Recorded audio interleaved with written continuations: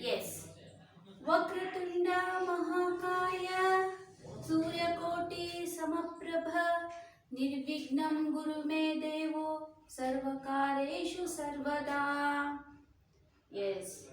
अपनी आंखें खोलो बच्चों। अच्छा, हम अभी प्रार्थना करें और प्रार्थना करने के बाद हम क्या करना है, अपनी दोनों हाथों को ऐसा क्या करना है, रब करना है। ऐसे रब कर को अपनी हाथों को अपनी आंखों पर रख के रिलैक्स हो जाओ। यस, रब के आंखें पर रखे हाथ। Yes, good. अभी मैं एक प्रश्न पूछती हूँ। अभी कौन सा मौसम चल रहा है, चालू हो रहा है? यस, अभी बारिश का मौसम खत्म हुआ, ठंड का मौसम आ रहा है कि नहीं? यस। सो ठंडे दिन में हम क्या क्या खाते हैं, कौन से वस्त्र हम पहनते हैं? यस, हम गरम गरम खाना खाते हैं और गरम कपड़े पहनते हैं, जैसे स्वेटर, है कि नहीं? उलन का क्लोथ्स हम पहनते हैं। तो किससे बनता है उलन का क्लोथ्स? यस, ऊल, शिप, है कि नहीं? यस, शिप से बनाया जाता है। तो आज हम वस्त्र के बारे में पढ़ेंगे। अभी हमको उलन क्लोथ्स का किससे हम बनाते हैं मालूम होता है। तो हम उलन का क्लोथ्स सभी मौसम में पहनते हैं? नहीं, बारिश में, ठंडी के दिनों में हम गरम कपड़े पहनते हैं। जब हम शादी में जाते हैं तो कौन सा कपड़ा पहनते हैं? यस, रेशमी कपड़े पहनते कि नहीं? अच्छे अच्छे दिखने वाले कपड़े। अपने अपने मम्मी को पूछो तो पापा को पूछो, जब भी हम शादी में जाते या कभी कभार हमारे घर में पूजा हो तो कौन सा हम कपड़े पहनते हैं? रेशमी चीज कपड़े पहनते हैं। यस। तो हम रेशमी कपड़े पहनते हैं तो कैसे वो आता है, कैसे बनाया जाता है, कैसे बनता वो रेशमी कपड़ा? यस, वो रेशमी कपड़ा एक क्या आता, कीड़ा से होता है। वो रेशमी कीड़ा से बनाया जाता है रेशम कपड़ा। तो आज हम रेशम उद्योग के बारे में बात कर रहे हैं। कौन से? रेशम उद्योग। रेशम यानी क्या है? जैसे रेशमी नूल से, रेशमी धागा से किया हुआ एक कपड़ा। रेशमी उद्योग क्या है? रेशम उद्योग। आशय, पेज नंबर 14 निकालो बच्चों। आप अपने 14 पेज नंबर 14 निकालो। पार्ट 3 रेशम उद्योग आज हम पढ़ रहे हैं। आशय, किसी भी राष्ट्र या राज्य की आर्थिक उन्नति वहां के उद्योग पर निर्भर करती है कि नहीं? यस, हमारे राष्ट्र या राज्य के उन्नति, आगे बढ़ने का उन्नति, आर्थिक, हम क्या बोलते हैं ना, हमारा आर्थिक कैसा होता है? अभी देखो, हमारा आज भारत देश प्रगति हो रहा है, अभी तक हुआ नहीं, हो रहा है कि नहीं? यस। इन उद्योगों में बृहत उद्योगों के साथ साथ कुटीर उद्योग भी अपना अलग अलग महत्व रखते हैं। कुटीर उद्योग यानी छोटे मोटे उद्योग, यानी हम बास्केट बनाने का, है कि नहीं, वो छोटे उद्योग है नहीं। और क्या है? चॉक पीस बनाने का, पेंसिल बनाने का, ये छोटे छोटे उद्योग कहलाते हैं। प्रस्तुत पाठ में कर्नाटक के कोलार जिले के रेशम उत्पादन से संबंधित विषयों तथा रेशम के कीड़ों के जीवन चक्र का विवरण रोक ढंग से दिया गया है। यहाँ पर एक रेशम कीड़ा अभी बताया मैंने, ये रेशमी कीड़ा से उत्पन्न हुआ होता है, उसको हम रेशम कपड़ा बोलते हैं। अब आज हम रेशम के बारे में पढ़ रहे हैं। तो आज हम प्रारंभ करें बच्चों। यस, कर्नाटक में एक कोलार जिला है, उस कोलार जिले में रेशम बहुत उत्पन्न किया जाता है। कैसे, अभी हम प्रारंभ करेंगे। कोलार कर्नाटक के प्रमुख जिलों में से एक है। पहले ही आपको मालूम हो चुका होगा, कोलार एक और भी एक मशहूर था। किस लिए? यस, सोने के लिए। KGF कोलार गोल्ड फील्ड, वहां पर बहुत सारा गोल्ड उत्पन्न होता था पहले। इन दिनों वहां पर बंद हो चुका है, इसलिए अभी कोलार केवल रेशम चीज के लिए ही मशहूर हो चुका है। नेक्स्ट, इस land of silk and milk का नाम मिला है। इस कोलार जिले को land of silk and milk का नाम से पुकारा जाता है। जानते हैं क्यों? क्योंकि यहाँ हर दिन 3 लाख लीटर से दूध और करोड़ों रुपयों के रेशम का उत्पादन होता है। कितना? 3 लाख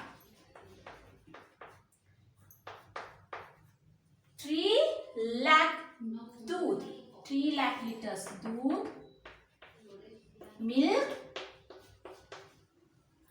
और करोड़ों रुपए, crores of rupees for रेशम। मालूम हुआ?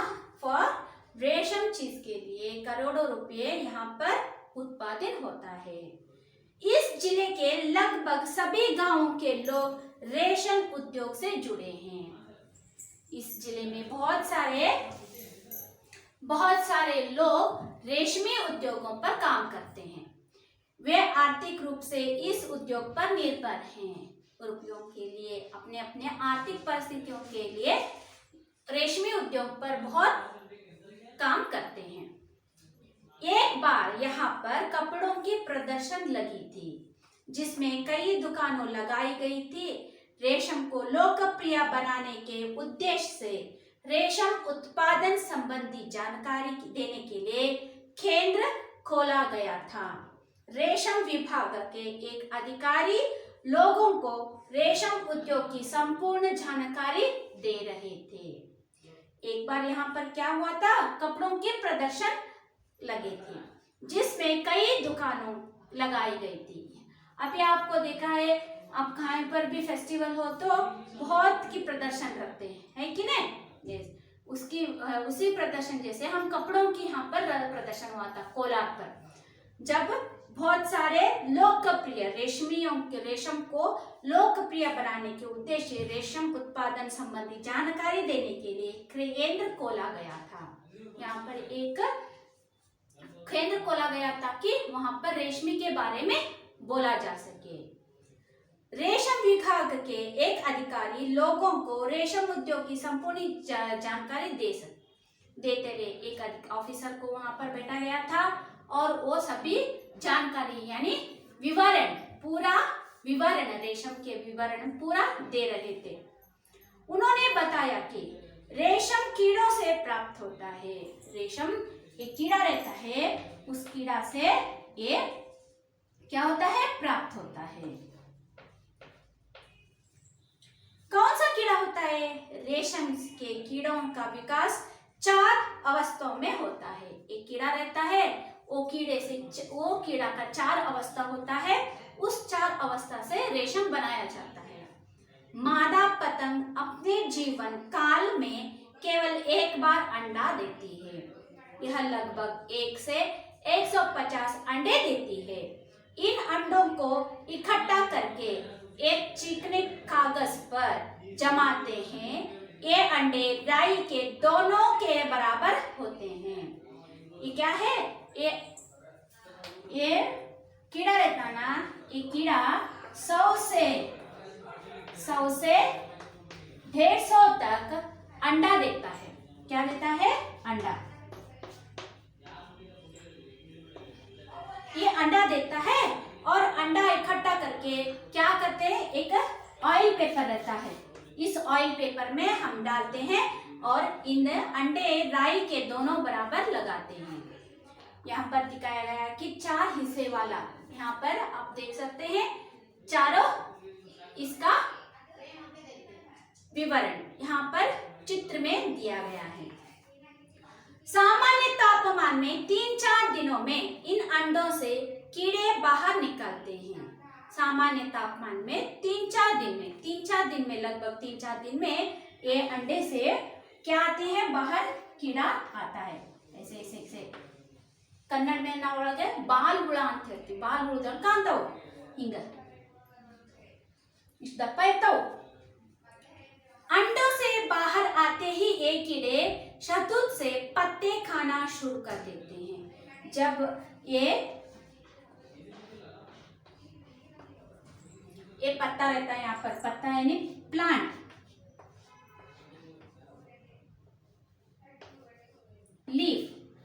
लीफ में इनको ठहरा देते हैं और बाहर आते ही ये पत्ते खाने लगते हैं. पत्ते खाना शुरू कर देते हैं. ये बड़े पेटू होते हैं. लगातार 20-25 दिनों तक खाते रहते हैं और 4 से 6 सेंटीमीटर तक बढ़ते हैं.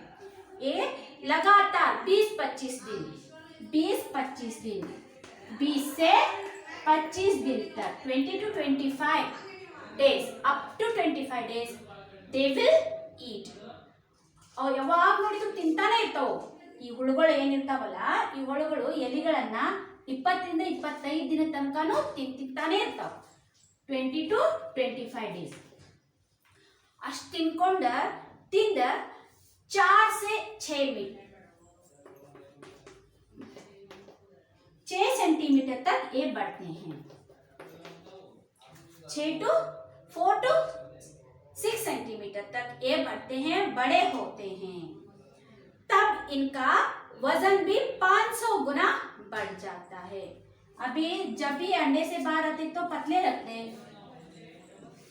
इतने दिन 25 दिन के बाद इनका हाइट बढ़ जाता है और इनका वजन भी बढ़ जाता है. वजन बढ़ने के बाद इन कीड़ों का रंग मटमैला होता है. ये कैम्बल के कीड़ों की तरह दिखाई देते हैं. कीड़ों की इस अवस्था में इनके मुंह से एक प्रकार का रस निकलता रहता है. जब ये बड़े होते हैं ना, तब वो बहुत सॉफ्ट लगते हैं, कंबल जैसे. कंबल देखे कि नहीं अब? आपको सॉफ्ट कॉटन देखी नहीं? यस, वैसे सॉफ्ट कॉटन जैसे होते हैं और कॉटन जैसे दिखते भी हैं. और उनके मुंह से, उस कीड़े के मुंह से क्या आता है, एक रस आने लगता है. जब ये बड़े होते हैं उनके मुंह से एक रस आने लगता है,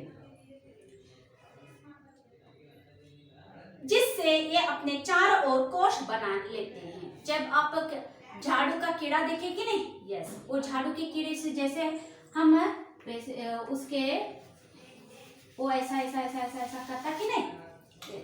ये भी कीड़ा ऐसे अपने रस से ऐसा झाड़ नोचता करता जाता है. अपना ऐसे कीड़ा रस से बनाता जाता, वो कोश बना लेता है. इस कोश को ककून कहा जाता है. वो कीड़ा जब अपने रस से एक कोश बनाता है, इसको हम ककून बोलते हैं. क्या बोलते हैं? ककून बोलते हैं.